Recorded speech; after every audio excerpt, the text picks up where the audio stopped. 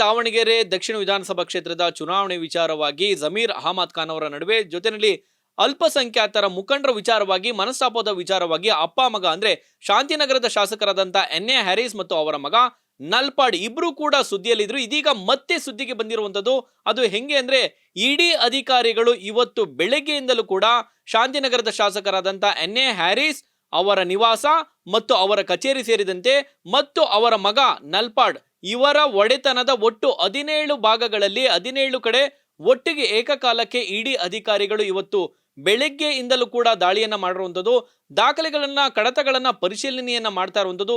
ಇದು ಹೆಂಗಾಯ್ತು, ಯಾವ ವಿಚಾರಕ್ಕೆ ಆಯ್ತು ಅನ್ನೋದನ್ನ ನೋಡೋದಾದ್ರೆ, ಈ ಹಿಂದೆ ಬಿಟ್ಕಾಯಿನ್ ಹಗರಣ ಇಡೀ ರಾಜ್ಯ ಅಲ್ಲ ದೇಶದಲ್ಲಿ ದೊಡ್ಡ ಮಟ್ಟದಲ್ಲಿ ಸುದ್ದಿ ಆಗಿತ್ತು. ಬಿಟ್ಕಾಯಿನ್ ಹಗರಣ ಅಂದ್ರೆ ನಮಗೆ ಆತ ಒಬ್ಬ ನೆನಪಾಗ್ತಾನೆ, ಅವನೇ ಶ್ರೀಕಿ ಜೊತೆ ಮೊದಲಿಂದಲೂ ಕೂಡ ಒಡನಾಟ ಸ್ನೇಹ ನಂಟು ಇದೆ ಎನ್ನುವ ಕಾರಣಕ್ಕೆ ಇದೀಗ ಅನುಮಾನಗೊಂಡ ಇಡಿ ಅಧಿಕಾರಿಗಳು ಇವತ್ತು ಬೆಳಗ್ಗೆಯಿಂದಲೂ ಕೂಡ ಶಾಂತಿನಗರದ ಶಾಸಕರಾದಂಥ ಬಿಡಿಎ ಅಧ್ಯಕ್ಷರು ಆಗಿರುವಂತ ಎನ್ ಎ ಹ್ಯಾರಿಸ್ ಒಡೆತನದ 17 ಭಾಗಗಳಲ್ಲಿ ಕಚೇರಿ ನಿವಾಸಗಳ ಮೇಲೆ ಏಕಕಾಲಕ್ಕೆ ದಾಳಿಯನ್ನ ಮಾಡಿರುವಂಥದ್ದು. ಶ್ರೀಕಿ ಜೊತೆ ಬಿಟ್ಕಾಯಿನ್ ಹಗರಣದ ರೂವಾರಿ ಶ್ರೀಕಿ ಜೊತೆ ಎನ್ ಎ ಹ್ಯಾರಿಸ್ ಮತ್ತು ಅವರ ಮಗ ನಲ್ಪಾಡ್ ಅವರಿಗೆ ನಂಟಿದೆ, ಸ್ನೇಹ ಇದೆ, ವಿಶ್ವಾಸ ಇದೆ ಎನ್ನುವಂತಹ ಒಂದು ಅನುಮಾನದ ಮೇರೆಗೆ ಇದೀಗ ಇಡಿ ಅಧಿಕಾರಿಗಳು ದಾಳಿಯನ್ನ ಮಾಡ್ತಾ ಇದ್ದಾರೆ ಎನ್ನುವಂತ ಮಾಹಿತಿ ಕೂಡ ಲಭ್ಯ ಆಗ್ತಾ ಇರುವಂಥದ್ದು. ಕಡತಗಳನ್ನ ಈಗಾಗಲೇ ಪರಿಶೀಲನೆಯನ್ನು ಕೂಡ ಇಡಿ ಅಧಿಕಾರಿಗಳು ಬೆಳಗ್ಗೆಯಿಂದಲೂ ಕೂಡ ಇಲ್ಲಿಯವರೆಗೂ ನಿರಂತರವಾಗಿ ದಾಖಲೆಗಳನ್ನ ಪರಿಶೀಲನೆ ಮಾಡ್ತಾ ಇರುವಂಥದ್ದು. ಅವರ ಟ್ರಾನ್ಸಾಕ್ಷನ್ ಕೂಡ ಈ ಒಂದು ಅಧಿಕಾರಿಗಳು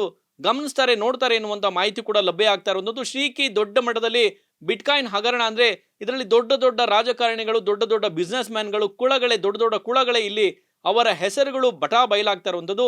ಅದರಲ್ಲಿ ಇದೀಗ ಮತ್ತೆ ಮುನ್ನೆಲೆಗೆ ಬಂದಿರುವಂಥದ್ದು ಏನು ಇಡೀ ದಾಳಿಯಿಂದಾಗಿ ಮೊನ್ನೆ ದಾವಣಗೆರೆ ಇಶ್ಯೂ ಆಗಿ ಅಪ್ಪ ಮಗ ಚಾಲ್ತಿಯಲ್ಲಿದ್ರು, ಈಗ ಮತ್ತೆ ಸುದ್ದಿಯಲ್ಲಿದ್ದಾರೆ. ಇಡಿ ಅಧಿಕಾರಿಗಳ ದಾಳಿಯಿಂದಾಗಿ ಬಿಟ್ಕಾಯಿನ್ ಹಗರಣದ ರೂವಾರಿ ಆಗಿರುವಂತಹ ಈ ಹಿಂದೆ ಶ್ರೀಕಿಯನ್ನ ಇದೇ ವಿಚಾರಣೆಗೆ ಒಳಪಡಿಸಿದ್ರು. ಆತನನ್ನ ಅರೆಸ್ಟ್ ಕೂಡ ಮಾಡಿರ್ತಾರೆ, ಬಂಧನ ಕೂಡ ಮಾಡಿರ್ತಾರೆ, ವಿಚಾರಣೆಯನ್ನು ಕೂಡ ಆತ ಎದುರಿಸಿರ್ತಾನೆ.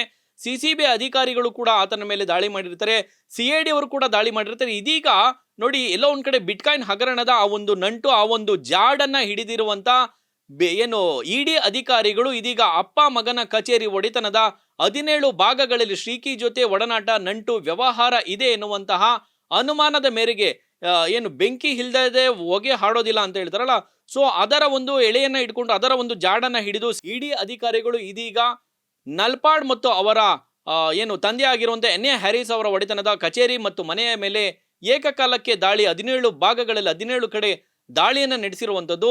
ಈ ಹಿಂದೆ ನಾವು ಒಂದಷ್ಟು ಸ್ಟ್ರಾಟರ್ಜಿ ನೋಡೋದಾದ್ರೆ ಅಂದ್ರೆ ಶಾಸಕರು ತಮ್ಮ ಆಸ್ತಿಯನ್ನ ಘೋಷಣೆ ಮಾಡ್ಕೊಂಡಂತ ಸಂದರ್ಭದಲ್ಲಿ, ಎಲೆಕ್ಷನ್ ಚುನಾವಣೆ ಸಂದರ್ಭಗಳಲ್ಲಿ ಘೋಷಣೆ ಮಾಡ್ಕೊಂಡಂತ ಸಂದರ್ಭದಲ್ಲಿ ಅದರ 5 ವರ್ಷ ಅಥವಾ 5 ವರ್ಷಕ್ಕೊಮ್ಮೆ ಘೋಷಣೆ ಮಾಡ್ಕೊಳ್ಳುವಂತ ಸಂದರ್ಭದಲ್ಲಿ ಅವರ ಮೌಲ್ಯ ಅಂದ್ರೆ ಅವರ ಆಸ್ತಿಯ ಹೆಚ್ಚಳ ಆಗಿರುವಂತ ಮೌಲ್ಯ ನೋಡಿದ್ರೆ ನಿಜಕ್ಕೂ ಕೂಡ ಆಶ್ಚರ್ಯ ಅನ್ಸುತ್ತೆ.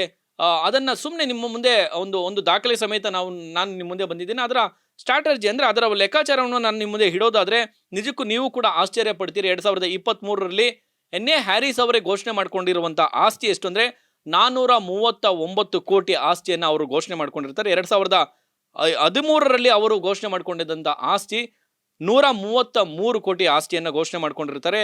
2018ರಲ್ಲಿ ಅಂದ್ರೆ ಕೇವಲ 3 ಟರ್ಮಲ್ಲಿ ಅವರು ಎಲೆಕ್ಷನ್ ಸಂದರ್ಭದಲ್ಲಿ ಘೋಷಣೆ ಮಾಡ್ಕೊಂಡಿದ್ದಂತ ಆಸ್ತಿಯನ್ನ ನಾನು ನಿಮ್ಮ ಮುಂದೆ ಇಡುವಂತ ಪ್ರಯತ್ನ ಮಾಡ್ತಾ ಇರುವಂತದ್ದು. ನಾವು 85 ಕೋಟಿ ಅಂದ್ರೆ 2008ರಲ್ಲಿ 85 ಕೋಟಿ ಆಸ್ತಿಯನ್ನ ಘೋಷಣೆ ಮಾಡ್ಕೊಂಡಿರ್ತಾರೆ. ಒಟ್ಟು 15 ವರ್ಷದಲ್ಲಿ ಇವರು ಆಸ್ತಿಯ ಮೌಲ್ಯ ಹೆಚ್ಚಳ ಆಗಿರುವಂತಹ ಆಸ್ತಿಯ ಮೌಲ್ಯ ನೋಡಿದ್ರೆ 354 ಕೋಟಿ ಆಸ್ತಿಯ ಮೌಲ್ಯ ಹೆಚ್ಚಳ ಆಗಿರುವಂಥದ್ದು ನಿಜಕ್ಕೂ ಆಶ್ಚರ್ಯ ಅನ್ಸುತ್ತೆ. ಕೇವಲ 15 ವರ್ಷದಲ್ಲಿ, ಇನ್ನು 10 ವರ್ಷದಲ್ಲಿ ಅವರ ಆಸ್ತಿಯ ಮೌಲ್ಯ ಹೆಚ್ಚಳ ಆಗಿರುವಂಥದ್ದು 105 ಕೋಟಿ.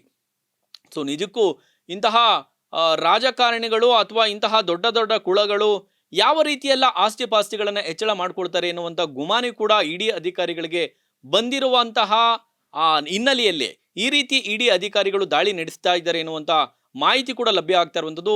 ಬಿಟ್ಕಾಯಿನ್ ಹಗರಣದ ರೂವಾರಿ ನಾನು ಆಗ್ಲೇ ಹೇಳಿದಾಗೆ ಶ್ರೀಕಿ ಈ ಹಿಂದೆ ಬಂಧನಕ್ಕೊಳಪಟ್ಟಿದ್ದ, ಆತನನ್ನ ವಿಚಾರಣೆಗೂ ಕೂಡ ಒಳಪಡಿಸಿದ್ರು. ಸಿಸಿಬಿ ಅಧಿಕಾರಿಗಳು, ಸಿಐಡಿ ಅಧಿಕಾರಿಗಳು ಕೂಡ ಆತನನ್ನ ವಿಚಾರಣೆಗೆ ಒಳಪಡಿಸಿದ್ರು. ಇದೀಗ ಅದರ ಜಾಡನ್ನ ಹಿಡಿದಿರುವಂತ ಎಲ್ಲ ಒಂದ್ ಕಡೆ ನಲ್ಪಾಡ್ ಜೊತೆ ನಿಕಟ ಸಂಬಂಧ ಹೊಂದಿದ್ದಾರೆ ಎನ್ನುವಂತಹ ಹಿನ್ನೆಲೆಯಲ್ಲಿ ಇದೀಗ ಇಡಿ ಅಧಿಕಾರಿಗಳು ಏನು ಶಾಂತಿನಗರದ ಶಾಸಕರು ಬಿಡಿ ಅಧ್ಯಕ್ಷರಾದಂಥ ಎನ್.ಎ. ಹ್ಯಾರಿಸ್ ಅವರ ಒಡೆತನದ ಒಟ್ಟು 17 ಭಾಗಗಳಲ್ಲಿ ಇಡಿ ಅಧಿಕಾರಿಗಳು ದಾಳಿಯನ್ನು ನಡೆಸಿರುವಂಥದ್ದು, ಕಡತಗಳನ್ನು ಈಗಾಗಲೇ ಪರಿಶೀಲನೆಯನ್ನ ಮಾಡ್ತಾ ಇರುವಂಥದ್ದು. ಅಂತಿಮವಾಗಿ ಈ ಒಂದು ಇಡಿ ಅಧಿಕಾರಿಯ ದಾಳಿ ಎಲ್ಲಿಗೆ ಬಂದು ಮುಟ್ಟುತ್ತೆ ನಿಲ್ಲುತ್ತೆ ಕಾದ್ ನೋಡಬೇಕು. ಸ್ನೇಹಿತರೆ, ಈ ಒಂದು ಸುದ್ದಿಗೆ ಸಂಬಂಧಪಟ್ಟಾಗಿ ನಿಮ್ಮ ಅನಿಸಿಕೆಯನ್ನು ಕಮೆಂಟ್ ಮಾಡಿ. ನೋಡ್ತಾರೆ ಈ ನ್ಯೂಸ್, ಇದು ಸಮಸ್ತ ಕನ್ನಡಿಗರ ಧ್ವನಿ.